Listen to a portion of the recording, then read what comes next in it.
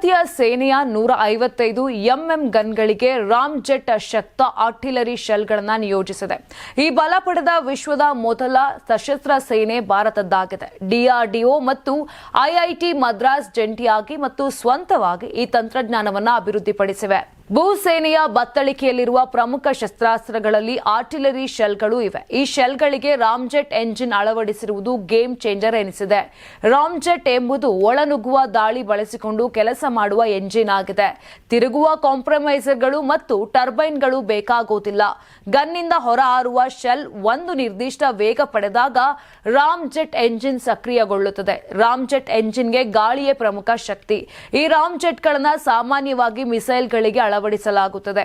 Artillery ಶೆಲ್ಗಳಿಗೆ ಇತ್ತೀಚೆಗೆ ಇದರ ಅಳವಡಿಕೆ ಕೂಡ ಆರಂಭವಾಗಿದೆ. ಇದು ಒಂದು ರೀತಿಯಲ್ಲಿ ಬುಲೆಟ್ಗಳಂತೆ, ಆದರೆ ಸ್ಫೋಟಕಗಳು ಆರ್ಟಿಲರಿ ಶೆಲ್ನ ಒಳಗೆ ಇರುತ್ತವೆ. 155 ಎಂಎಂ ಗನ್, ಅವಿಟಜರ್ ಗನ್ ಇತ್ಯಾದಿಗಳಿಂದ ಇವುಗಳನ್ನು ಶೂಟ್ ಮಾಡಲಾಗುತ್ತದೆ. ಸಾಮಾನ್ಯ ಆರ್ಟಿಲರಿ ಶೆಲ್ಗಳು 5 ರಿಂದ 10 ಕಿಲೋಮೀಟರ್ ದೂರದವರೆಗೆ ಹೋಗಬಲ್ಲವು.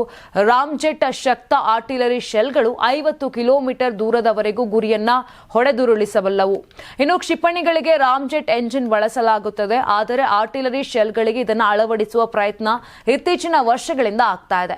ಅಮೆರಿಕದ ಬೋಯಿಂಗ್ ಮತ್ತು ನಾರ್ವೆಯ ನ್ಯಾಮೋ ಕಂಪನಿಗಳು ಇಂತಹ ಶೆಲ್ಗಳನ್ನು ಅಭಿವೃದ್ಧಿಪಡಿಸಿವೆ. ಆದರೆ ಇನ್ನೂ ಕೂಡ ಯಾವುದೇ ಸಶಸ್ತ್ರ ಸೇನಾ ಪಡೆಗಳ ಬಳಕೆಗೆ ಅದನ್ನು ನಿಯೋಜನೆ ಮಾಡಲಾಗಿಲ್ಲ. ಆ ಮಟ್ಟಿಗೆ ಇದನ್ನ ಬಳಸಿದ ಮೊದಲ ಸಶಸ್ತ್ರ ಪಡೆ ಭಾರತೀಯ ಸೇನೆಯದ್ದು ಎಂದು ಹೇಳಲಾಗುತ್ತಿದೆ.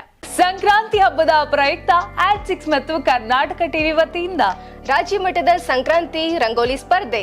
ಕಾರ್ಯಕ್ರಮದ presenting sponsor Saptagiri NPS university. Associate sponsor Jeeni slim. Jeeni ಮನೆಯಲ್ಲಿದ್ರೆ ನೀವು ಸ್ಲಿಮ್ ಆಗೋದು guarantee. Co sponsor Nandana palace, legendary Andhra restaurant chain. KMF Nandini, ನಮ್ಮ ನಂದಿನಿ ನಮ್ಮ ಹೆಮ್ಮೆ. ಕೆಎಸ್ಡಿಎಲ್ ಮೈಸೂರು ಸ್ಯಾಂಡಲ್ 100% ಶುದ್ಧ ಶ್ರೀಗಂಧದ ಎಣ್ಣೆಯಿಂದ ತಯಾರಿಸಿದ ಏಕೈಕ ಸಾಬೂನು. ಶ್ರೀ ಸಾಯಿ ಗೋಲ್ಡ್ ಪ್ಯಾಲೇಸ್, ನಿಮ್ಮ ವಿಶೇಷ ಸಂದರ್ಭಗಳ ಸಂಗಾತಿ. ರಾಜ್ಯಾದ್ಯಂತ ಬೆಂಗಳೂರು ಸೇರಿ 35 ಕೇಂದ್ರಗಳಲ್ಲಿ ಸಂಕ್ರಾಂತಿ ರಂಗೋಲಿ ಸ್ಪರ್ಧೆ. ರಂಗೋಲಿ ಬಿಡಿ, ಆಕರ್ಷಕ ಬಹುಮಾನ ಗೆಲ್ಲಿ. ಜಿಲ್ಲಾವಾರು ವಿಜೇತರಿಗೆ ಬೆಂಗಳೂರಿನಲ್ಲಿ ಜನವರಿ 18ರಂದು ಗ್ರ್ಯಾಂಡ್ ಫಿನಾಲೆ. ಅರ್ಹತಾ ಸುತ್ತಿನ ಮೊದಲ ಬಹುಮಾನ 5,000 ರೂಪಾಯಿ.